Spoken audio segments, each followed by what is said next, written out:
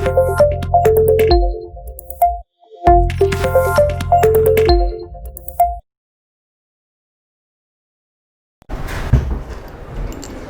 Students, तो welcome all of you to my channel pi academy. पिछले class में अपन ने ख़त्म किया था ग्रेविटेशनल फोर्स। तो इस क्लास की जो हेडिंग है वो है gravitational field.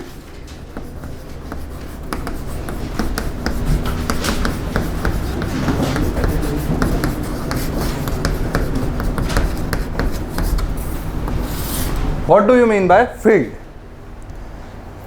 Field in the sense उसको अपन ऐसा भी बोल सकते हैं कि इसका प्रभाव, मतलब इसका किस रेंज तक प्रभाव क्या है, इसका इस पॉइंट पे क्या प्रभाव है। जैसे देखो, मेरा एक मानना है ये मास m1 है, ठीक है। मैं इसको कैसे देखता हूँ, लिखा हुआ यही है, अपने अपने देखने का नज़रिया है, ठीक है। अगर ये r डिस्टेंस है, करेक्ट, तो इधर अगर m2 मास रखा जाए तो इस पे इधर फोर्स कितना लग रहा है, इस पे फोर्स कितना लग रहा है इधर, Gm1 r², करेक्ट। इस पे कितना फोर्स लग रहा है, अगर यहाँ m3 होता तो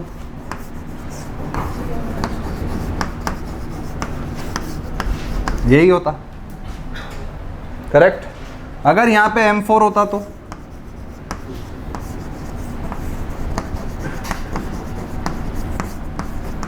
correct, Gm1 m4 bye r। यहाँ तक मेरी बात समझ में आई या नहीं आई? पक्का ये चीज़ सबको क्लियर हुई कि मतलब यहाँ पे अगर अपन अलग अलग मासेस रखे यही सेम जगह पे, वो तो बस फोर्सेस अलग अलग लिखना है इसलिए अलग अलग रख रहा नीचे, सेम जगह पे अगर अपन ने अलग अलग मास लगे तो फोर्स अलग अलग हो रहा है, पर सारे चीज़ों में एक टर्म कांस्टेंट है। क्या कांस्टेंट है? Gm1 bye r। सारे चीज़ों में एक चीज़ कांस्टेंट है, वो क्या है? Gm1 bye r। अगर मैं ये बोलूँ कि अगर यहाँ पे एक मास m1 रखा जाए और r डिस्टेंस पे अगर मैं एक कोई चीज़ अप्लाई कर दूँ Gm1 बाय r², सोच के देखना, तो ये ऐसी चीज़ है, यहाँ पे आप कोई भी मास रखो, बस इससे मल्टीप्लाई करो, उस मास पे लगने वाला फोर्स पता चल जाएगा। यहाँ पे आप m2 रखो और इस टर्म से मल्टीप्लाई करो तो Gm1 m2 अपॉन r²। यहाँ पे m3 रखो तो Gm1 m3 upon r²। m4 रखो तो Gm1 m4 अपॉन r²। यहाँ इस पॉइंट पे अगर मैं कोई भी मास रखूँ तो वो मास को अगर मैंने इस टर्म से मल्टीप्लाई किया तो वो मास पे लगने वाला फोर्स मुझे मिल जाएगा जो इस मास के वजह से लग रहा था फोर्स। तो बेसिकली अगर जो मास मैंने m2 रखा, देखो मैं आपको थोड़ा अलग ढंग से समझा रहा हूँ, उल्टे तरीके से कोशिश करना। ये चीज़ अगर आप समझ गए, मैं आपको 3 तरीके से इसका डेफिनेशन समझाने की कोशिश करूँगा। अगर आपको डेफिनेशन समझ में आती है तो इसके बाद आपको कुछ करना ही नहीं है, करेक्ट। इसमें कुछ है नहीं, ये बेसिकली फोर्स है, बट आपको इस पॉइंट पे फोर्स निकालना है, ठीक है। और वो जो पॉइंट पे है, समझ लेना वहाँ पे 1 किलो का मास रखा हुआ है। तो Gm1 × 1 upon r² is gravitational field. तो मैं कोशिश करूँगा आपको इस ढंग से बताऊँ सच दैट कि आप फील्ड की डेफिनेशन कभी भूलो ही ना और ये कंसेप्ट कभी भूलो ही ना, ठीक है। तो ये ऐसी टर्म है, मान लो ये ऑब्जेक्ट, इसका एक्सेलरेशन है 2 मीटर पर सेकेंड स्क्वायर। ये ऑब्जेक्ट का मास अगर मान लो 3 किलो है तो इस पे फोर्स कितना लग रहा है, इस पे फोर्स कितना लग रहा है? 6 न्यूटन। ये ऑब्जेक्ट का मास है मान लो 10 किलो, इस पे फोर्स कितना लग रहा है? 20 न्यूटन। इस ऑब्जेक्ट का मास है मान लो 50 किलो, इस पे फोर्स कितना लग रहा है? 100 न्यूटन। तो बेसिकली अगर ये चीज़ एक कांस्टेंट है और मासेस अलग अलग बदल रहा हूँ तो फोर्स अलग अलग आ रहा है, तो ये भी वही टर्म है ना जिससे मैं अलग अलग मास मल्टीप्लाई करके मुझे अलग अलग फोर्स मिल रहा है। तो ये इसके रिस्पेक्ट में ये क्या है, एक्सेलरेशन। अगर इन दोनों को आप रिलेट करके देखो तो आपको ये फील क्या देता है, एक्सेलरेशन का। मतलब gravitational field is basically acceleration.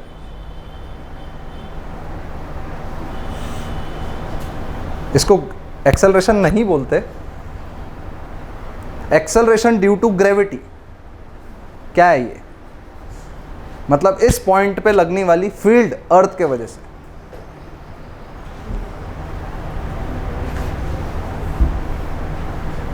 Gravitational field means acceleration at that point. कैसे निकालते हैं एक्सेलरेशन? अब आप एक चीज बताइए, ये मान लो कैपिटल एम है, इस पॉइंट पे मुझे ग्रेविटेशनल फील्ड निकालनी है। यहां पे मैं कोई भी मास रख दूं, उस पर फोर्स कहाँ लगेगा, इधर ही। मतलब एक्सेलरेशन और फोर्स का डायरेक्शन सेम होता है। थोड़ा सा कोशिश करना, एलाबोरेटेड वे में मैं डेफिनेशन समझाने की कोशिश कर रहा हूँ, सच दैट बाकी सब जगह समझाना ही, बाकी सब चीज़ें समझने की जरूरत ही ना पड़े। आपको एक चीज़ पता है, force is equal to mass times acceleration. तो acceleration is equal to F/m, मानते ही है। Acceleration is equal to F vector by m, मानते कि नहीं मानते?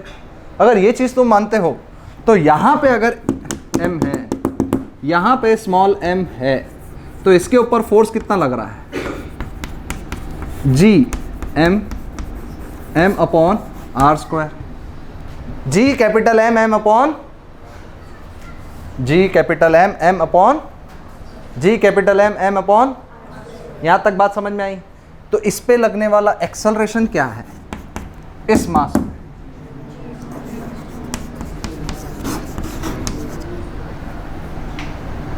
तो अगर एक्सेलरेशन से यहाँ पे मैं m1 भी मल्टीप्लाई कर दूँ तो m1 अगर यहाँ रख दूँ तो उस पर लगने वाला फोर्स मिलेगा मुझे, m2 रख दूँ तो उस पर लगने वाला फोर्स मिलेगा, m3 रख दूँ तो उस पर लगने वाला फोर्स मिलेगा, m3 इंटू ए, m4 इंटू ए। तो ग्रेविटेशनल फील्ड क्या है बेसिकली, इस ऑब्जेक्ट के वजह से इस पॉइंट पे लगने वाला एक्सेलरेशन।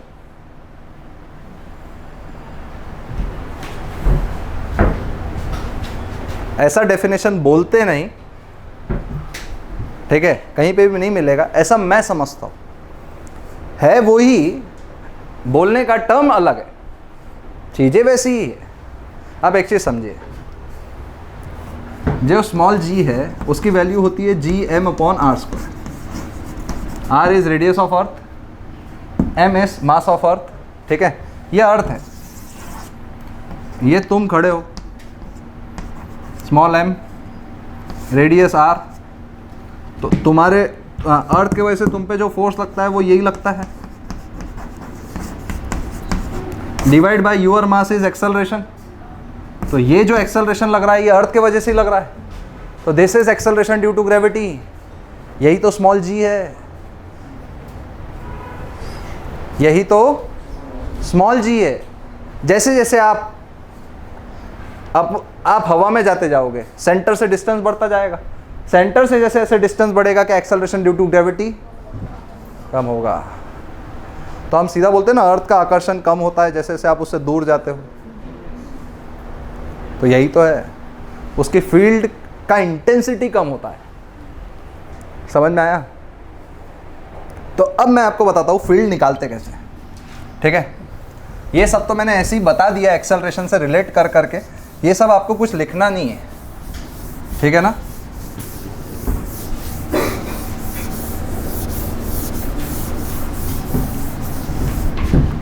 ठीक है, ये सब आपको कुछ लिखना नहीं है, ठीक है। अब बेसिक बात क्या है, अब सुनो।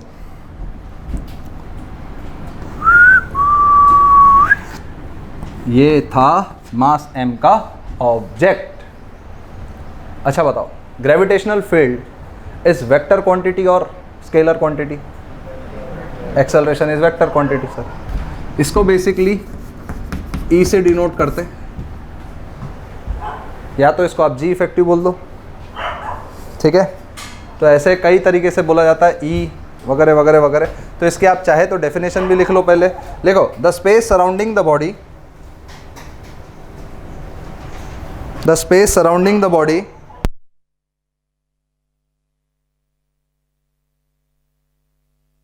the space surrounding the body within which within which its gravitational force of attraction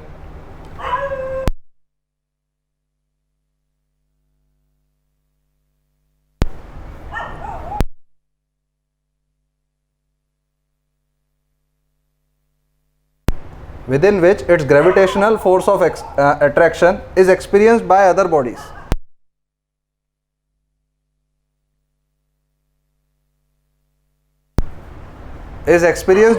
bodies.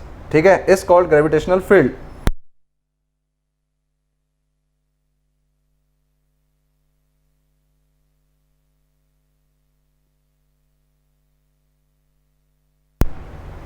देखा, the space surrounding the body within which its gravitational field force of attraction is experienced by other bodies is called gravitational field. देखो, gravitational field is very similar to electric field. Gravitational field is very similar to electric field in electrostatics.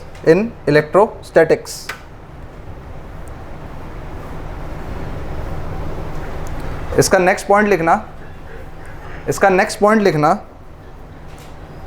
The intensity of gravitational field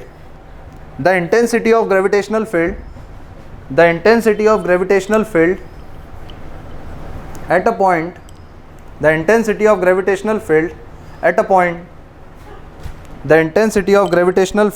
a point is defined as the force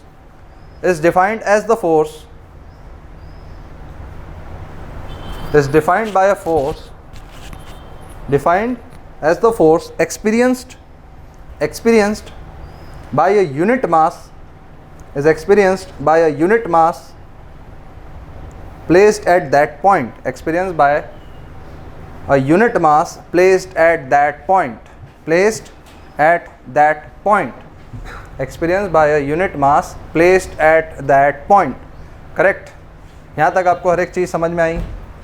पक्का?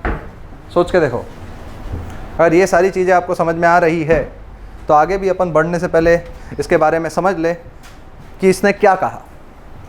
Last line इसकी सबसे काम की है, वो ये है, force experienced bye a unit mass. मतलब आपको कहीं पे भी इलेक्ट्रिक फील्ड बोल रहा है, ग्रेविटेशनल फील्ड निकालनी है. मान लो यहाँ पे ग्रेविटेशनल फील्ड निकालनी है r डिस्टेंस, तो ग्रेविटेशनल फोर्स हमेशा कौन सा वाला फोर्स होता है? अट्रैक्शन. तो फील्ड भी इसी डायरेक्शन में रहेगी, तो फील्ड का डायरेक्शन भी इधर. तो फील्ड की वैल्यू वो ही है जो अगर यहां पे यूनिट मास रखो, यूनिट मास मतलब 1 kg, तो यहां पे 1 kg का मास रखने के वजह से जो फोर्स मिलेगा वो ग्रेविटेशनल फील्ड होगा. तो यहां पे 1 किलो का मास रखा तो Gm अपॉन r स्क्वायर.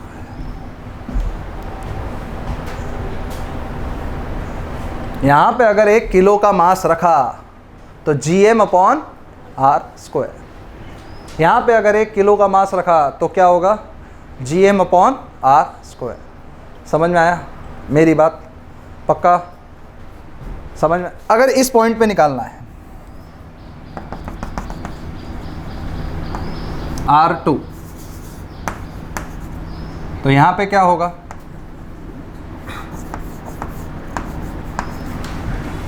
यहां पे क्या होगा? E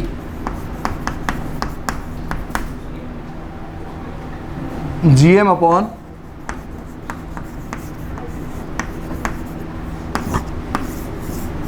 सही है? करेक्ट? Gm अपॉन R2 का स्क्वायर. हर जगह पे वो अंदर ही अंदर आते रहेंगे, क्योंकि इलेक्ट्रोस्टैटिक फोर्स में क्या होता है, जब दो चार्ज सेम होते हैं तो रिपल्शन होता है, दो चार्ज अपोजिट होते तो अट्रैक्शन होता है. इसमें तो हमेशा ही अट्रैक्शन होता है. तो यहाँ इलेक्ट्रोस्टैटिक वाले रॉ से वही लगेंगे जो अट्रैक्शन वाले. करेक्ट? यहाँ पे हमेशा ही अट्रैक्शन. यहाँ पे देखोगे तो ये अंदर यहाँ खींचेगा. तो वेक्टर क्वांटिटी भी तुम लिख सकते. कैसे लिख सकते? R2 जहाँ एरो जा रहा है, जहाँ से जा रहा है, upon unit modulus. Correct? Upon its modulus. यहाँ तक बात समझ में आ गई? सबको कंफर्म? अब देखो,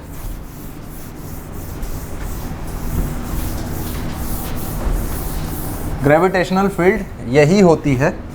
अब मैं तुमको एक दो चीज़ों के निकाल के दिखाता हूँ, सच दैट कैसे इसको निकालते हैं। मान लो एक डिस्क है, डिस्क बोल रहा मैं, सेमी सर्कुलर रिंग है, क्या है, of mass m, radius r।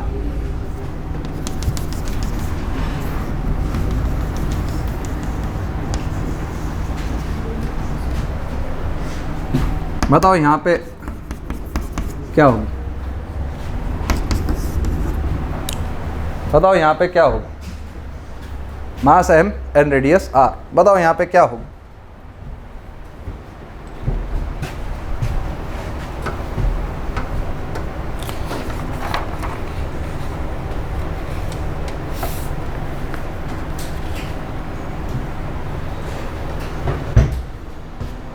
क्या होगा यहाँ पे, ग्रेविटेशनल फील्ड। सोचने वाली बात क्या है कि हर एक फील्ड का डायरेक्शन अलग है। यहाँ पे देखो ना, क्या पूरे रिंग को हम एक साथ मान सकते हैं क्या? नहीं, करेक्ट। तो यहाँ पे देखना, हर एक डीएम मास का डायरेक्शन अलग है। ये छोटा डीएम मास, इधर ग्रेविटेशनल फील्ड है उसकी डी,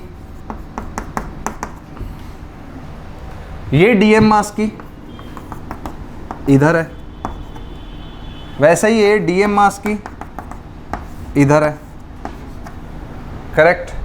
ये डीएम मास की इधर, ये डीएम मास की उधर, ये डीएम मास की इधर, हर जगह डीएम ही डीएम, डीएम मास, करेक्ट। सबका डायरेक्शन अलग है। तो तुम देखोगे ये दो डीएम मास है, इनका हॉरिजॉन्टल कंपोनेंट लिया तो कैंसल आउट होंगे।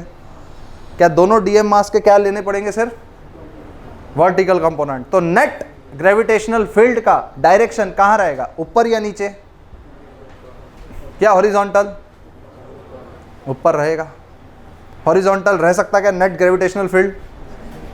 क्यों नहीं रह सकता? कैंसल आउट हो जाएगी। तो अगर अपन ने देखा कि यहां से थीटा एंगल पे डी थीटा है, यहां से थीटा एंगल पे डी थीटा है, तो आर्क लेंथ क्या होती है? जहां तक मुझे पता है आर डी थीटा होती है। आर्क लेंथ क्या होती है? जहां तक मुझे पता है आर डी थीटा होती है। बोलो, सही पता है गलत? मुझे सही पता है गलत? सही पता है। जहां तक मुझे पता है आर डी थीटा होती है। अगर ऐसा है तो मुझे एक चीज बताइए कि ये जो डीएम है, ये डीएम मैं कैसे लिखूं? m by pi r into r d theta, m by pi into d theta, m by pi into d theta, correct. ऐसा ही है, m by pi into d theta. यहाँ तक मेरी बात समझ में आई या नहीं आई? पक्का सोच के देखो। अगर ऐसा है और अगर ऐसा ही है तो सोचने वाला पॉइंट क्या है? सोचना, m by pi into d theta, d m, correct. अगर ऐसा है तो इसके वजह से ऊपर आ रही है डी, तो हमारा नेट ग्रेविटेशनल फील्ड वर्टिकल रहेगा या हॉरिजॉन्टल? वर्टिकल। तो डी ई नेट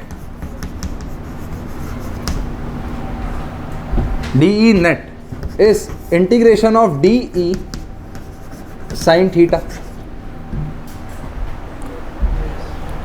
अरे D E cos theta, D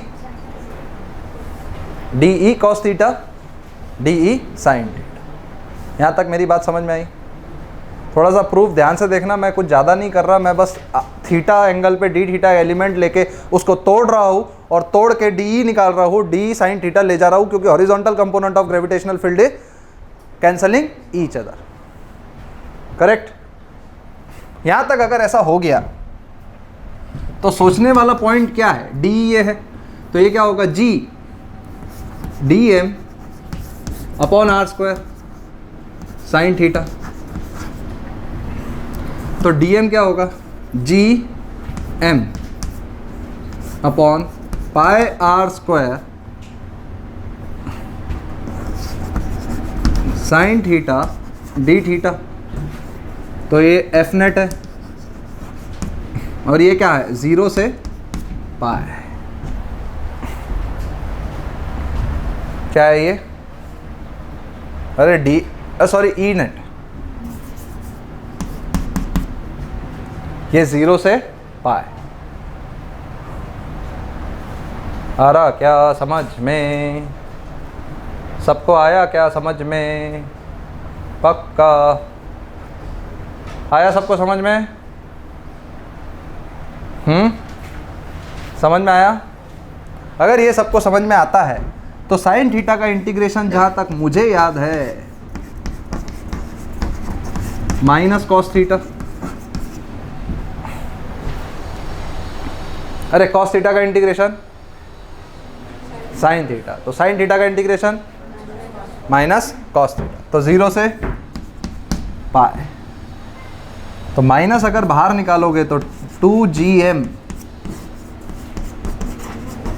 पाई आर स्क्वायर ई नेट आएगा, और ये अपन ऊपर देखेंगे तो क्या जे कैप आएगा ऊपर, अरे जे कैप मतलब नेट ऊपर आ जाएगा ना, वेक्टर क्वांटिटी। मैग्नीट्यूड अगर देखेंगे E net will be in Y direction, तो ये हो जाएगा 2gm अपॉन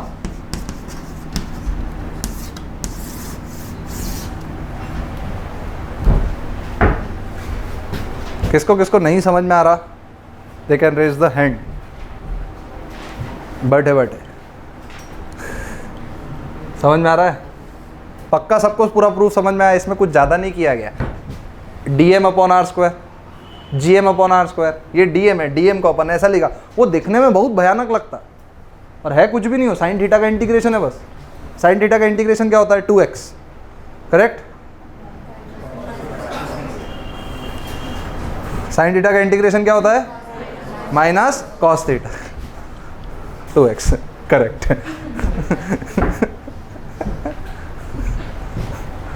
यहां तक सब समझ गए? फील्ड कैसे पढ़ेंगे, मान लो ये रिंग, जैसे अभी तक अपन ने सेमी सर्कुलर रिंग के सेंटर पे ग्रेविटेशनल फील्ड निकाली थी, जैसे ये रिंग है, ये रिंग की एक एक्सिस है,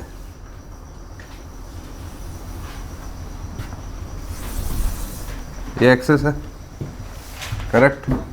इसका मास m है, रेडियस r है, इसका मास m है, रेडियस r है, ये एक्सिस है। यहाँ पे एक और मास, यहाँ इस पॉइंट पे find gravitational field eight point P, find gravitational field eight point P, find gravitational field eight point P। कैसे निकालेंगे, सोचने वाला पॉइंट है। अब एक चीज़ समझिए थोड़ा सा कि इसका एक्चुअल कैरेक्टर कैसा है, इसका फील कैसा है। हाँ, जैसे ये देखो, ये डिस्क है, ये रिंग है, थोड़ा समझना, ये रिंग है, रिंग ऐसी है, एक ऑब्जेक्ट यहाँ है मान लेते हैं, तो ये वाला जो रिंग का हिस्सा है ऐसा फोर्स लगा रहा है, ये वाला इसको ऐसा फोर्स लगा रहा है, ये वाला ऐसा, ये वाला ऐसा, ये वाला ऐसा, ये वाला ऐसा, मतलब सारे फोर्सेस ऐसे कोनिकल लग रहे हैं, ऐसा ऐसा ऐसा ऐसा ऐसा, करेक्ट? सारे फोर्सेस कैसे लग रहे हैं, कोनिकल।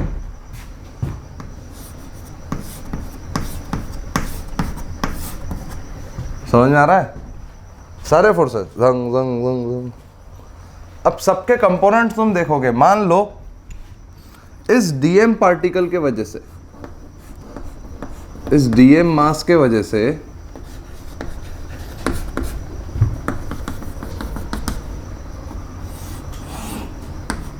इसके ऊपर जो फोर्स लगेगा डीएफ, इसके ऊपर जो फोर्स लगेगा डीएफ, इसके दो कंपोनेंट्स रहेंगे, एक हॉरिजॉन्टल एक वर्टिकल। करेक्ट। इसके दो कंपोनेंट्स रहेंगे, एक हॉरिजॉन्टल और एक वर्टिकल। करेक्ट। यहाँ तक मेरी बात समझ में आई? पक्का? सोच के देखो, एक हॉरिजॉन्टल एक वर्टिकल, इधर के भी डीएम के एक इधर रहेगा, एक हॉरिजॉन्टल एक इधर। करेक्ट है ना? तो अगर ऐसा है तो सोचने वाला क्या पॉइंट है कि ये वाले कैंसल आउट हो जाएंगे, है कि नहीं? और ये डिस्टेंस अगर x है, ये डिस्टेंस अगर x है और ये रेडियस r है, आप पॉइंट समझो, क्या x फिक्स है? क्या रेडियस फिक्स है? क्या इन दोनों के बीच का distance root x square plus r square है? क्या इन दोनों के बीच का distance x square plus r square है कि नहीं? अगर इन दोनों के बीच का distance x square plus r square है और ये x है, ये रेडियस r है, तो ये दोनों के बीच का जो df फोर्स है ये थीटा मान लेता हूं मैं ऐसा। तो वर्टिकल कंपोनेंट तो कैंसल आउट हो जाएंगे। देखो इसके वजह से नीचे भी एक फोर्स लग रहा है ऐसा, तो इसका भी वर्टिकल कंपोनेंट, इसका भी वर्टिकल कंपोनेंट, क्या ये दोनों फोर्सेस कैंसल आउट हो जाएंगे? क्या ये दोनों फोर्सेस कैंसल आउट हो जाएंगे, है कि नहीं? तो अगर ये दोनों फोर्सेस कैंसल आउट हो गए तो df cos थीटा, ये एक फोर्स इधर ही लगेगा, तो DE, ये फोर्स नहीं है, DE है, सॉरी, ग्रेविटेशनल फील्ड है ये। DE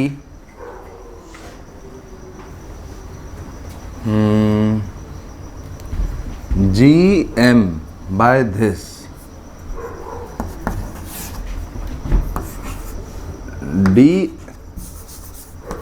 DM by root x square plus r square का होल स्क्वायर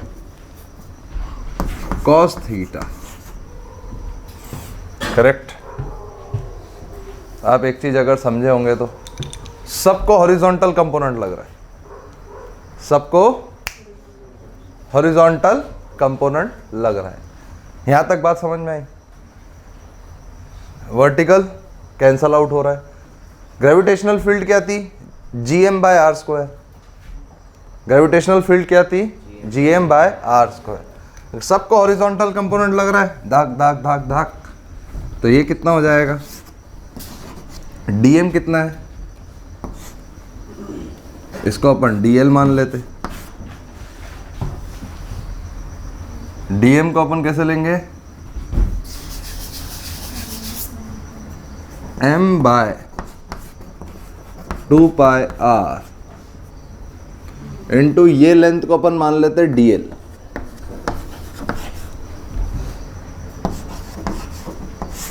ये है DM, या तो इसको एज इट इज DM रहने देते। अरे एक सेकेंड, इसको एज इट इज DM ही रहने देते। क्यों इसको DM रहने देते? इसका भी एक रीजन है, क्योंकि यहाँ सिर्फ वेरिएबल DM ही है, बाकी सब कांस्टेंट है। cos theta is constant because x constant, r constant, तो ये एंगल भी कांस्टेंट है। cos theta is constant. तो यहाँ पे अपन क्या करेंगे, इसको भी अपन यहाँ से डायरेक्टली निकाल सकते हैं। जैसे देखो g, ये क्या है, इनटू cos थीटा क्या है, x by root x square plus are square. Correct. और ये इंटीग्रेशन ऑफ dm कितना है? इंटीग्रेशन ऑफ dm कितना है? इतना। तो इंटीग्रेशन ऑफ dm मतलब छोटे छोटे छोटे छोटे छोटे छोटे छोटे छोटे छोटे मासेस को सारे को ऐड करके हम क्या बोलेंगे? टोटल मास कैपिटल है, टोटल मास कैपिटल M। तो ये सीधा क्या आ जाएगा? gmx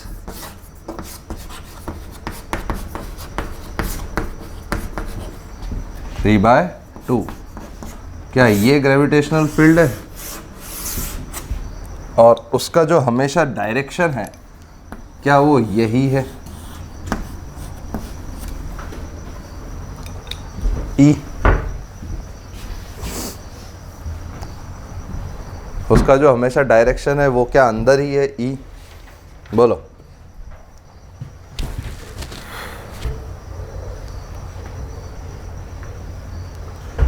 यहां तक मेरी बात समझ में आई? पक्का?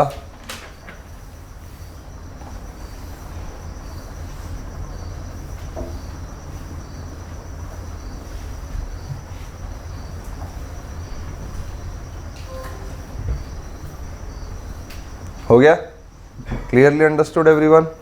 अब आप देखना कि ये डायरेक्टली ऐसा हो रहा है, ये ग्रेविटेशनल फील्ड आपने निकाल ली। ये ग्रेविटेशनल फील्ड निकालने के बाद आपको ये चीज़ डायरेक्टली समझ में आनी चाहिए कि आप सोचो कि जैसे इसमें एक पॉइंट है, इसमें जैसे एक पॉइंट है कि ग्रेविटेशनल फील्ड मैक्सिमम कहाँ है इधर।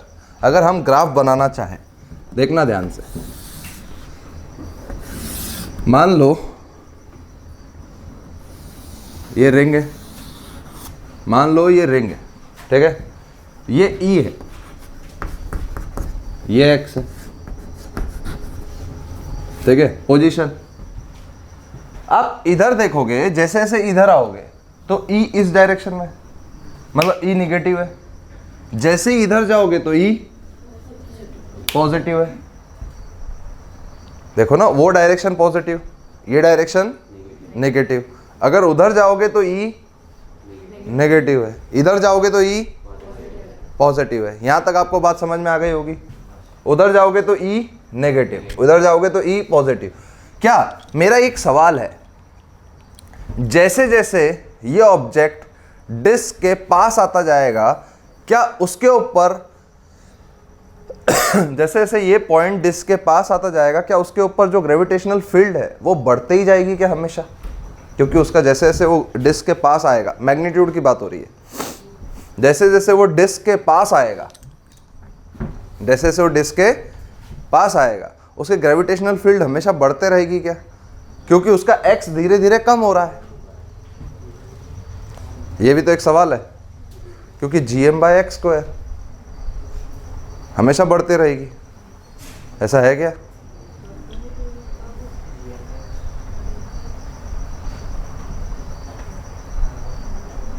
ऐसा कभी बोलने का नहीं, क्योंकि यहाँ पे x न्यूमरेटर में भी है एज वेल एज डिनोमिनेटर में भी है। यहाँ पे you have to differentiate for maximum gravitational field. तो देखो, अगर अपन ने ग्रेविटेशनल फील्ड देखा E, क्या है? gmx 3/2 de/dx, de/dx, correct? तो ये क्या है? gm x² प्लस r² की पावर 3/2। न्यूमरेटर का differentiation denominator as it is minus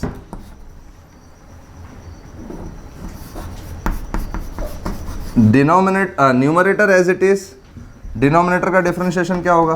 3/2 x² plus r² की power 1/2, correct, upon x² plus r² का होल क्यूब, करेक्ट? यही तो डिफरेंशिएशन है उसका। न्यूमरेटर का differentiation denominator as it is, फिर माइनस डिनोमिनेटर का differentiation numerator as it is upon denominator का होल स्क्वायर, करेक्ट? यहाँ तक ये बात मेरे हिसाब से आपको सबको समझ में आ जाती है कि नहीं? तो इसको जब आप सॉल्व करते हो, इसको जब आप सॉल्व करते हो तो आपको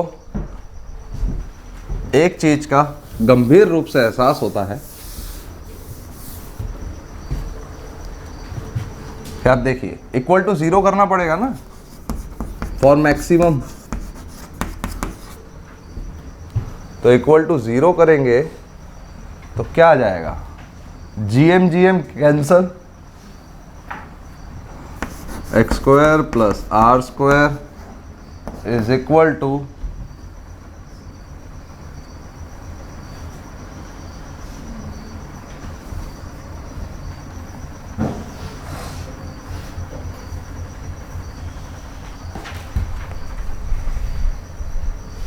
GMX। अच्छा 2x भी तो आएगा इधर मल्टीप्लिकेशन में 2x भी तो आएगा, वही मैं सोचूं। Minus 3x² equal to 0। तो r² इक्वल टू 2x²। तो x equal to plus minus r/√2। ये डिफरेंशिएशन इतना इंपॉर्टेंट नहीं है, ठीक है। बस आपको इतना समझ में आना चाहिए, मैक्सिमम और मिनिमम ग्रेविटेशनल फील्ड r/√2 पे रहती है। यहां से r/√2, यहां से r/√2 और यहां से r/√2। करेक्ट। मैक्सिमम और मिनिमम जो ग्रेविटेशनल फील्ड है वो r/√2 पे रहती है, मैग्नीट्यूड वाइज।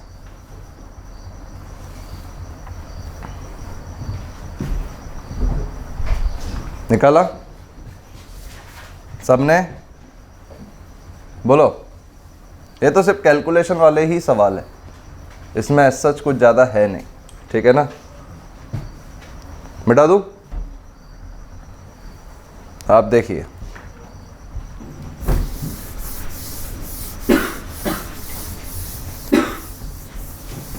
तो इसका ग्राफ कैसा बनता है। तो ग्रेविटेशनल फील्ड r/√2 पे कैसे देखेंगे? GM r/√2 upon r²/2 plus r² 3/2। Correct. r²/2 plus r² 3/2 है कि नहीं। तो अगर ऐसा है तो ये क्या हो जाएगा, देखना ध्यान से। GM 3r²,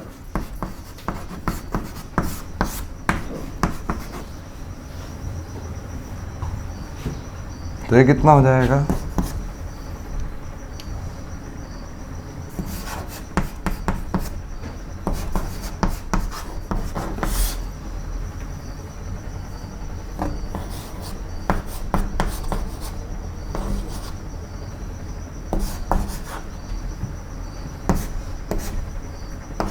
square.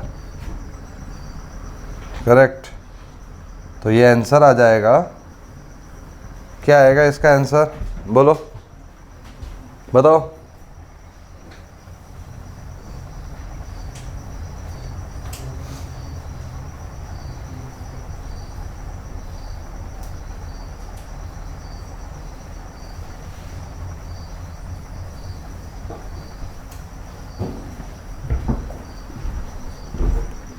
ये कुछ तो गलत हो रहा कैलकुलेशन।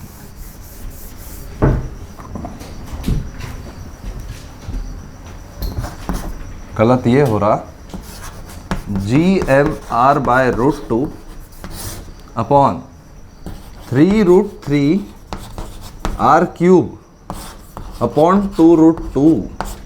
√2 कैंसल, r और r², तो ये हो जाएगा 2GM r²। समझ में आया?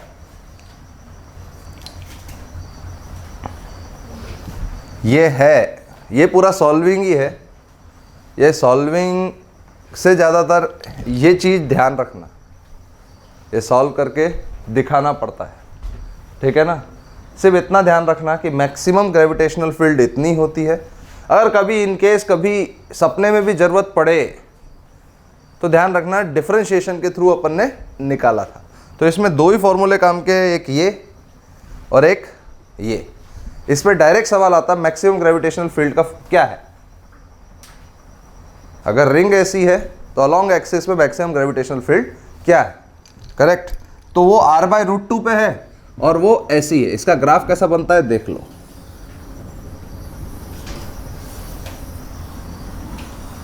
ऐसा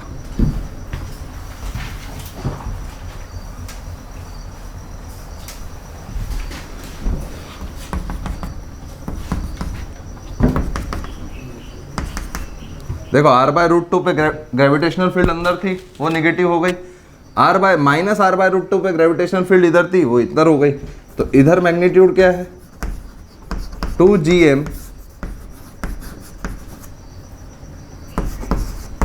r स्क्वायर। इधर क्या है, इधर माइनस है 2gm r स्क्वायर। करेक्ट, बोलो यहां तक आपको बात समझ में आ गई होगी, पक्का, अंडरस्टूड क्लियरली।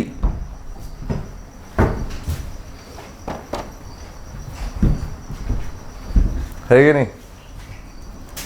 ये एक पूरा फंडा है, इसमें सिर्फ दो ही चीज काम की है, एक G M X upon are square plus x square की power 3/2, G M X upon are square plus x square की पावर 3/2, ये बोलते रहना है तुमको। और ये 2gm upon 3√3 R square, 2gm upon 3√3 R square. Maximum gravitational field किस पे आती है, r/√2 पे। भले ही वो डायरेक्शन नेगेटिव है, मैग्नीट्यूड तो मैक्सिमम ही है ना, डायरेक्शन की वजह से अपन ने पॉजिटिव नेगेटिव दिया हुआ है, बाकी मैग्नीट्यूड तो इक्वल ही लग रहा है ना। आप एक चीज बोल सकते हैं, मैग्नीट्यूड वाइज अगर ये रिंग है तो जितना डिस्टेंस इधर ग्रेविटेशनल फील्ड है उतना ही डिस्टेंस इधर भी ग्रेविटेशनल फील्ड होगा। मैग्नीट्यूड वाइज बात करूं तो मैं इस पे क्वेश्चन कैसा आता है पता है, इस पे क्वेश्चन ऐसा आता है, देखना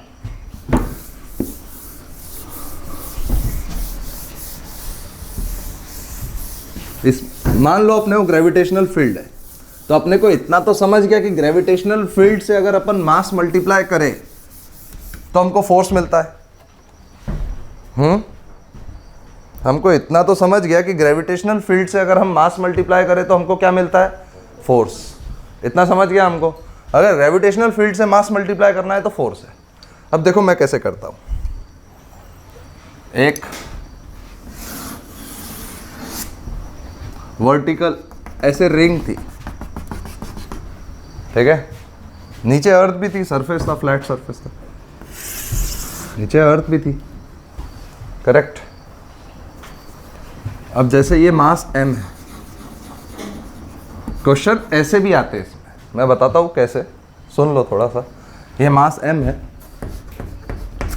ये ऐसा है, ये टोटल h है, क्या है, h है। बीच में कितने डिस्टेंस x पे ये मास रखूं such that it will be at equilibrium, such that it will be at equilibrium। नीचे कितने डिस्टेंस नीचे इसका मास रखूं such that it will be at equilibrium।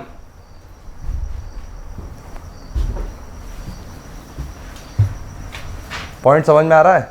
अब इक्विलिब्रियम मतलब देखो, तुम्हारा मेन जो फोकस जाना चाहिए वो वर्ड पे जाना चाहिए, इक्विलिब्रियम। किस वर्ड पे जाना चाहिए, इक्विलिब्रियम। इक्विलिब्रियम मतलब नेट फोर्स 0। इस पे फोर्स कौन सा लग रहा है, एक नीचे mg, एक इसके ऊपर, एक ऊपर फोर्स, एक ये रिंग के वजह से ऊपर फोर्स लगेगा ना। अरे रिंग भी तो दूसरे मास को अट्रैक्ट करेगा, रिंग भी तो दूसरे मास को अट्रैक्ट करेगा। नहीं समझ में आया या नहीं आया? तो अगर ये x है तो ये इसको अट्रैक्ट कर रहा होगा, तो ये कितने से करेगा, इसके वजह से इस पे ग्रेविटेशनल फील्ड कितनी लग रही, gmx upon x square plus r की पावर 3/2। ये ग्रेविटेशनल फील्ड है, इसमें मैंने इसका मास मल्टीप्लाई कर दिया तो क्या मुझे फोर्स मिलेगा, क्या मास मल्टीप्लाई कर दिया तो क्या मुझे फोर्स मिलेगा। और इज इक्वल टू नीचे फोर्स कितना लग रहा है, mg, mg। देखो अगर ये दोनों फोर्सेस को मैंने इक्वली रिलेट कर दिया तो मेरे को सीधा मिल जाएगा gmx equal to g r square plus x square की power 3/2। R square plus x square की पावर 3/2।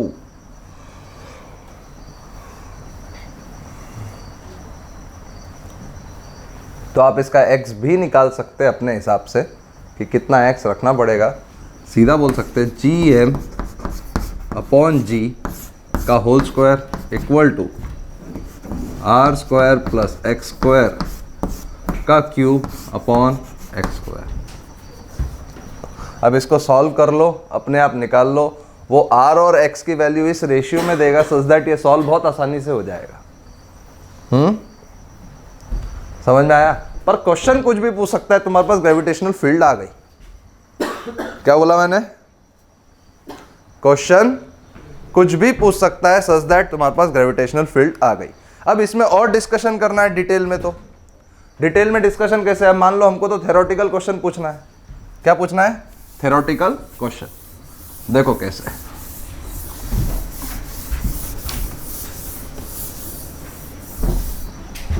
थ्योरेटिकल क्वेश्चन अगर मुझे जाना है इसमें तो मैं कैसे जाऊंगा? ध्यान से देखना।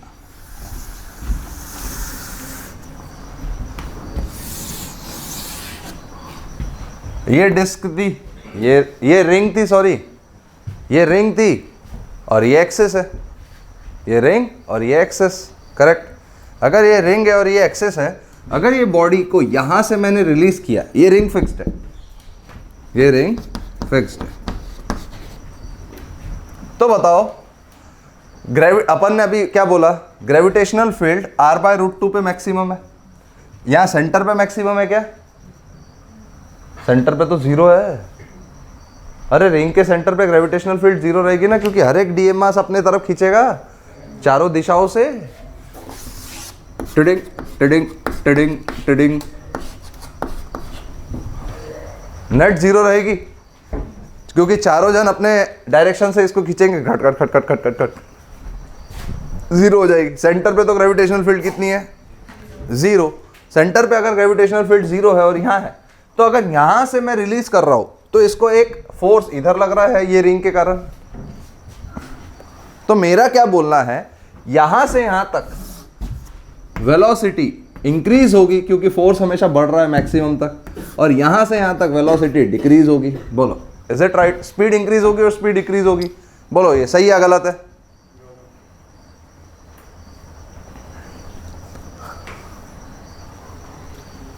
तुमको फील ही नहीं आ रहा। कैसे फील करते इस चीज को मैं बताता। ग्रेविटेशनल फील्ड मैक्सिमम आना मतलब, ग्रेविटेशनल फील्ड बढ़ना मतलब फोर्स बढ़ना। अरे फील्ड को हम मास से मल्टीप्लाई कर दे तो फोर्स आता है। आप पॉइंट समझ रहे हैं? Field is like acceleration. आप फील्ड को एक्सेलरेशन की तरह ट्रीट करो। यहां से यहां तक एक्सेलरेशन बढ़ रहा है। एक्सेलरेशन का काम क्या है? स्पीड को बढ़ाना। अब रेस्ट से छोड़ रहा है तो जिस डायरेक्शन में एक्सेलरेशन रहेगा उसी डायरेक्शन में तो स्पीड बढ़ेगी, मानते? तो रेस्ट से छोड़ रहा है तो यहां से यहां तक स्पीड बढ़ेगी, यहां से यहां तक स्पीड घटेगी, क्योंकि यहां से यहां तक तो स्पीड एक्सेलरेशन घट रहा है ना।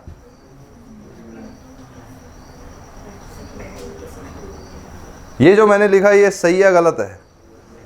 तो अगर मैंने यहां से यहां तक रिलीज किया, यहां से रिलीज किया, वो घूम रहा है स्ट्रेट एक्सिस, एक्सियल, ये एक्सिस पे, सबसे ज्यादा उसकी मैक्सिमम वेलोसिटी कहाँ रहेगी? सेंटर पे।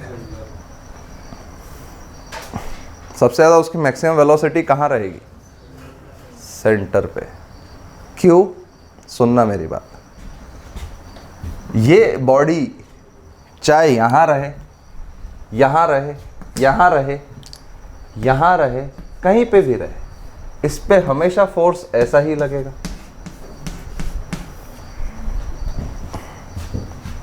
और अगर मोशन के डायरेक्शन में फोर्स हो, कम हो, ज़्यादा हो, कुछ भी हो, फर्क नहीं पड़ता। अगर फोर्स है तो वहाँ मोशन के डायरेक्शन में एक्सेलरेशन है, और अगर मोशन के डायरेक्शन में एक्सेलरेशन है तो उसकी स्पीड हमेशा ही वो बढ़ाएगा। तो मतलब सेंटर तक क्या उसकी स्पीड हमेशा बढ़ते ही रहेगी? बोलो। अरे तुम देखो ना, यहां से तुम ये भी बोल सकते हैं r/√2 पे यहां से यहां तक एक्सेलरेशन का मैग्नीट्यूड बढ़ रहा है और यहाँ से यहाँ तक एक्सेलरेशन का मैग्नीट्यूड घट रहा है, पर है तो सही। एक्सेलरेशन कम हो रहा है, इट डजंट मीन कि स्पीड कम हो रही है। एक्सेलरेशन कम हो रहा है इसका मतलब स्पीड बढ़ने का रेट कम हो रहा है।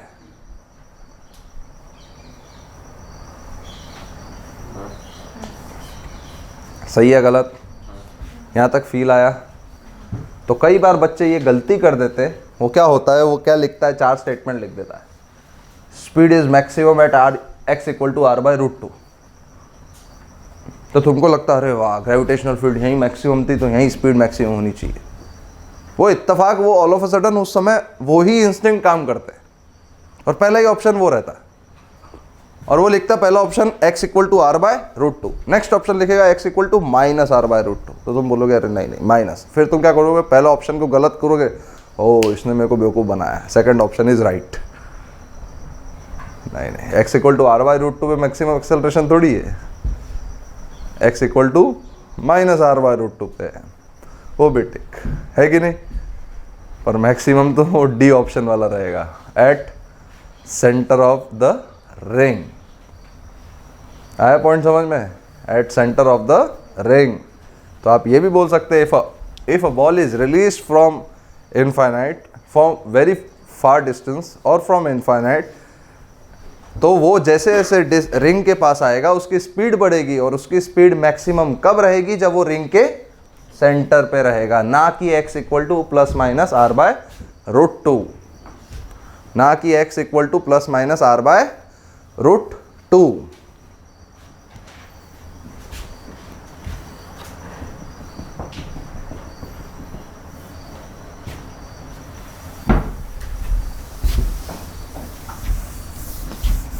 चलो, इस पे एक और क्वेश्चन भी पूछ सकते हैं, बहुत सारे क्वेश्चन पूछ सकते हैं। अब तुम्हारे पास फोर्स आ गया ना एक टाइप का, तो अगर तुम्हारे पास कोई भी एक टाइप का फोर्स आता है तो तुम उस पर कोई भी दुनिया को किसी भी पार्ट पे कहीं पे भी हिला सकते हैं। इसमें आप सिंपल हार्मोनिक मोशन भी लेके जा सकते हैं, बिकॉज सिंपल हार्मोनिक मोशन कैसे ले जा सकते हैं, ये डिस्क है, ये रिंग है सॉरी, तो आप इस साइड जाओ तो आपको फोर्स इधर लग रहा है, आप इस साइड जाओ तो फोर्स इधर लग रहा है। तो force is always force, the direction of force is always towards centre. तो ये सिंपल हार्मोनिक मोशन जैसे अगला टॉपिक भी आएगा जो, उसमें ये सबसे ज़्यादा यूज होता है। जहाँ पे भी स्टेबल इक्विलिब्रियम है वहाँ पे simple harmonic motion is best thing. उसका क्वेश्चन वहाँ बनता ही बनता है, ठीक है, क्योंकि एक बॉडी ऑसिलेट करेगी ना। जैसे देखो, मान लो, सुनो, ऑसिलेशन वाला फील दिलाता हूँ।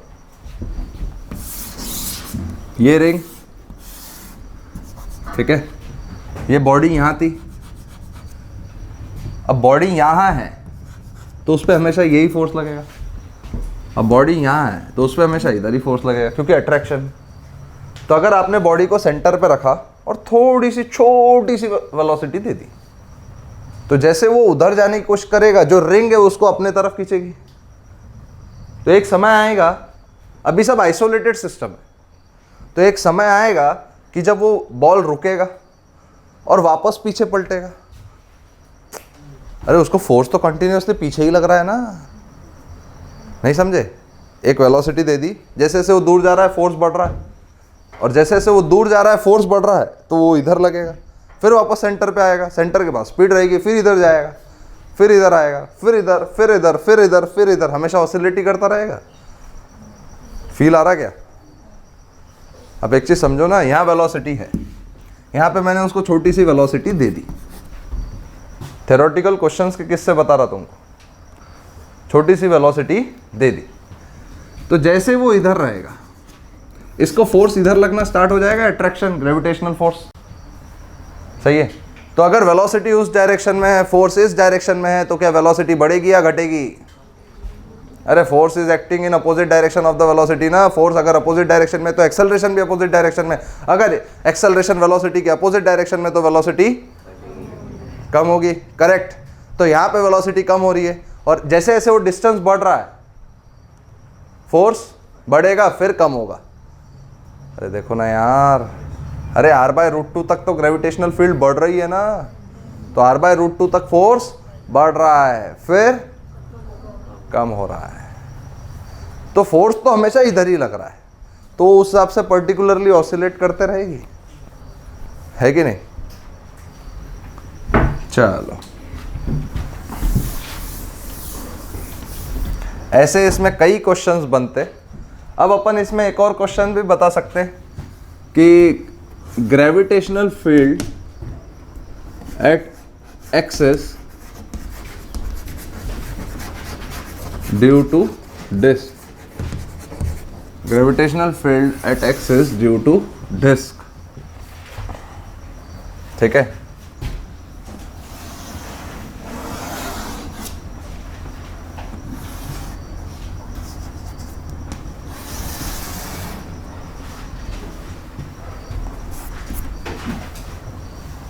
Gravitational field at axis due to disc, ये डिस्क है और आप इधर सीधा देख सकते हैं सिग्मा kg पर मीटर स्क्वायर। आप इसको मास पर यूनिट एरिया ही ले लो, क्योंकि डीएम लेते लेते अपन पागल हो जाते।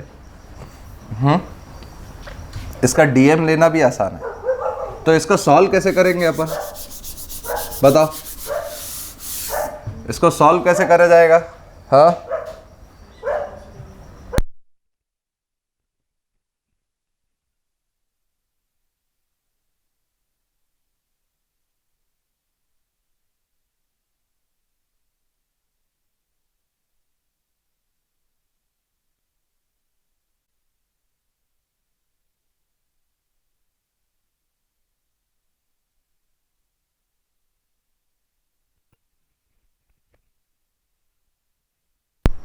यहाँ पे अगर x डिस्टेंस पे हमें ग्रेविटेशनल फील्ड निकालना है तो हम इसको कैसे रिजॉल्व करेंगे, ठीक है ना?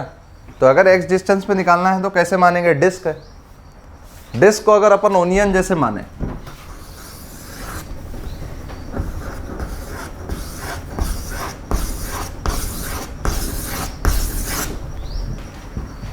तो infinite number of rings contain हो रही है ओनियन के अंदर। तो हम इसके अंदर एक छोटा सा रिंग कंसीडर कर ले।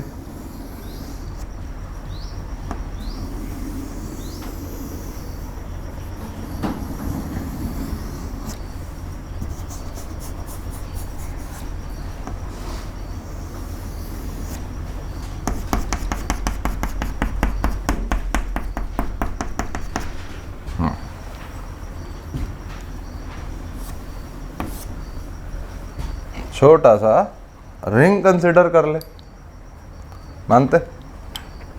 और इसका जो ले हम ये r डिस्टेंस ले, r डिस्टेंस, और इसका जो विड्थ लेंगे अपन, क्या वो dr ले? इसका जो विड्थ ले क्या वो हम dr ले? करेक्ट।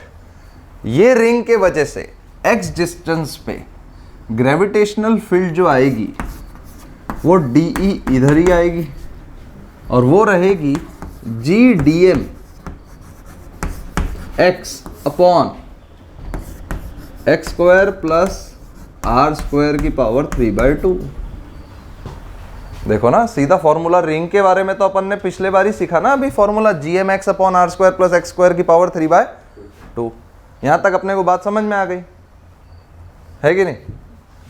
अगर यहां पे ऐसा है DE is equal to DM x, अब dm कैसे निकालेंगे? तो ये जो रिंग है, ये रिंग को अगर हमने बीच से काटा और सीधा किया, बीच से काटा और सीधा किया, तो सरकमफरेंस कितना है? 2πr into dr। तो ये ऐसा एक एरिया बनेगा। देखो, प्रूफ कभी ज़्यादातर इतना पूछा नहीं जाता है आजकल, क्योंकि कॉम्पिटिटिव एग्जाम्स है, पर प्रूफ के बिगर चीज़ें समझना एक अजीब सा हो जाता है कि हम क्या कर रहे हैं।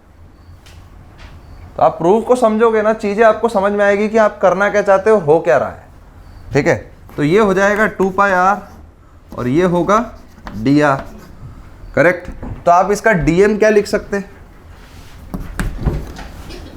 g sigma 2πr dr into x upon x square plus are square की पावर 3/2। बोलो यहाँ तक सबको समझ में आया? यहाँ पे एक चीज मुझे और बोलनी है कि यहाँ पे x कांस्टेंट है, r वेरिएबल है। अरे डिस्टेंस फिक्स है ना, वेरिएबल क्या है? r। रिंग अपन छोटी छोटी छोटी छोटी छोटी से बड़ी लेते जा रहे हैं ना, यहाँ पे x कांस्टेंट है, r। यहाँ तक आपको बात समझ में आ गई?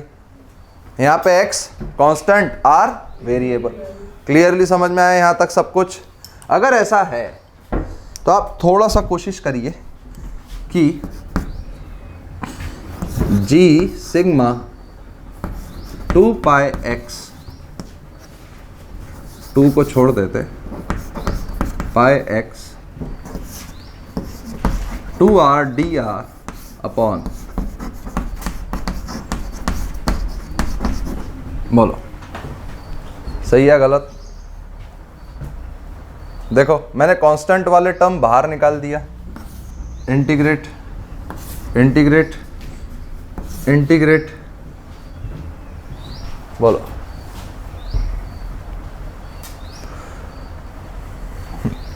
बाकी सब वेरिएबल्स है।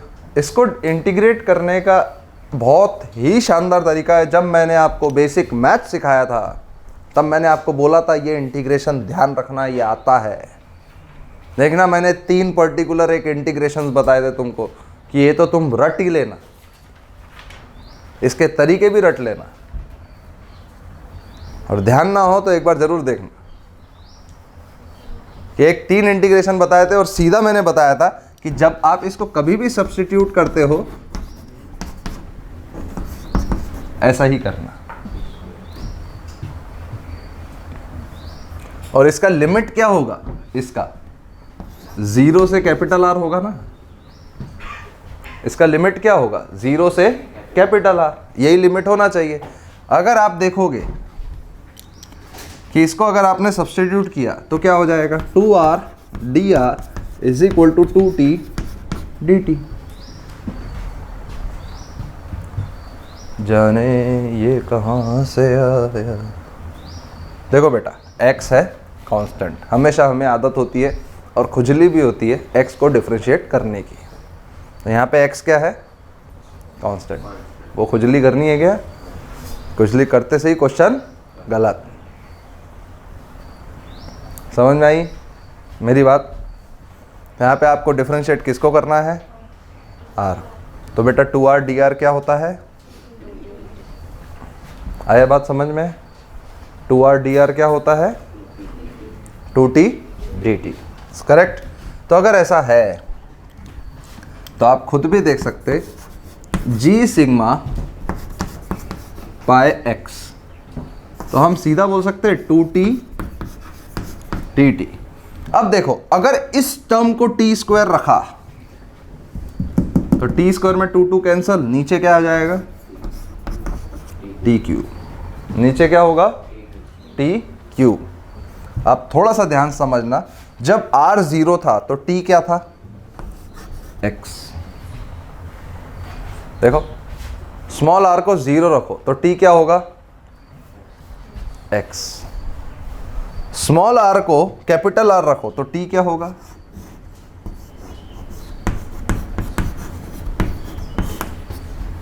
सही है?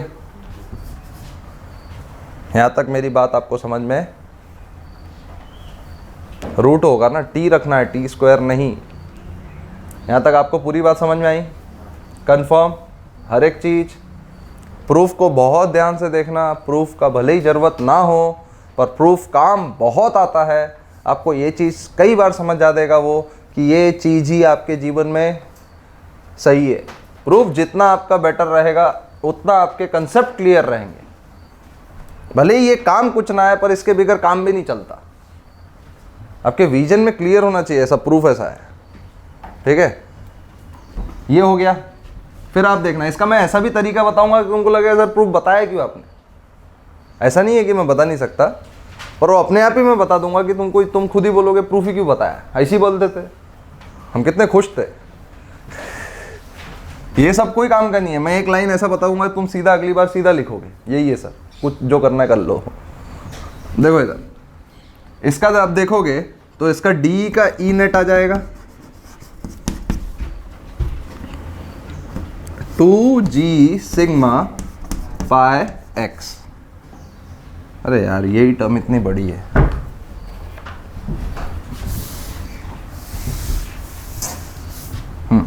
ई नेट क्या होगा?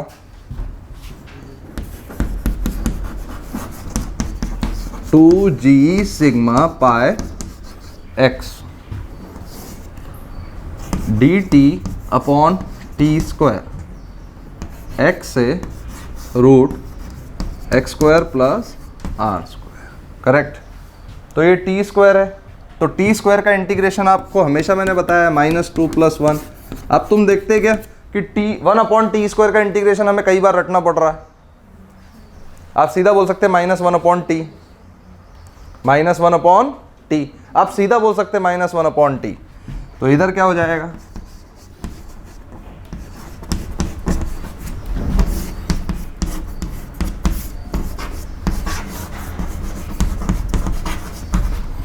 करेक्ट। यहां तक अगर आपने सीधा ये चीज बोला तो आपका ई नेट क्या हो जाएगा? देखना ध्यान से, थोड़ा ध्यान से समझना। 2 पाई जी सिग्मा एक्स 1/x - 1/रूट X square plus are square. ये होगा आपका ई नेट। ये फॉर्मूला रटना नहीं है, मैं बताऊंगा इसको रटते कैसे। ठीक है, कॉपी कर लिया यहां तक आप सबने?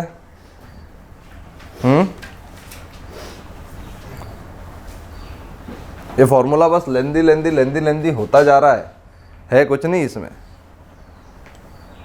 ठीक है, मिटा दूं ये वाला टर्म, मिटा दूं?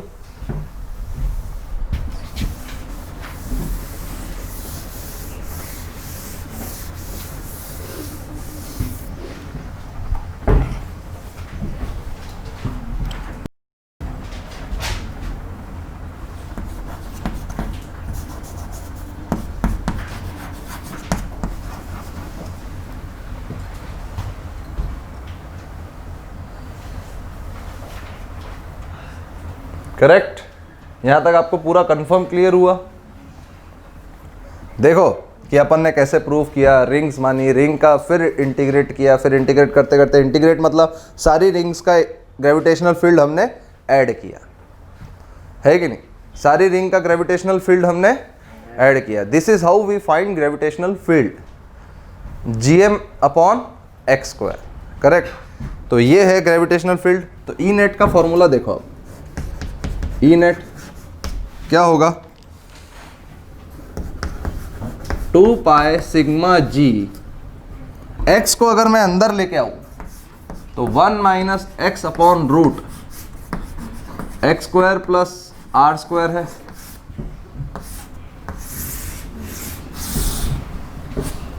अब ये फॉर्मूला देखो कैसे निकालता मैं। ठीक है, जो लोग मेरे से इलेक्ट्रोस्टैट्स पढ़े उनको तो मैंने बताया था। x, ठीक है, यहां से ये फॉर्मूला आप कहीं पे भी लगा सकते हैं। cos θ1 - cos θ2 बोला जाता है इसको। आप डिस्क कैसे भी ले लो, कोई फर्क नहीं पड़ता इससे। देखो आप डिस्क ऐसी भी लो,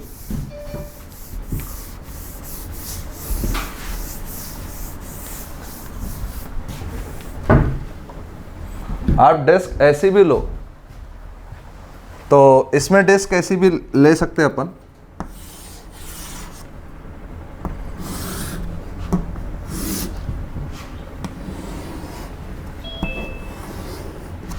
ऐसी भी डिस्क ले सकते हैं। करेक्ट। R1 और R2, ये R1 है और ये R2। करेक्ट। डिस्क ऐसी है, बीच का हिस्सा नहीं है। आप कुछ भी लो, ये फॉर्मूले का एप्लीकेशन सीखो। फॉर्मूले का एप्लीकेशन ये है कि किसी भी पॉइंट पे अगर आपको एक्स पे निकालनी है तो आप इसको θ1 कंसीडर करो और इसको थीटा 2। और इसका जो ग्रेविटेशनल फील्ड का फॉर्मूला होता है, inner surface 2g sigma pi cos theta 1 minus cos theta 2, cos theta 1 minus cos theta 2। अब देखो फॉर्मूला सामने कैसा है। यहां पे इनर सरफेस तो यही है, तो थीटा 1 क्या हुआ 0। अरे वो डिस्क के सीधा 0 पे ही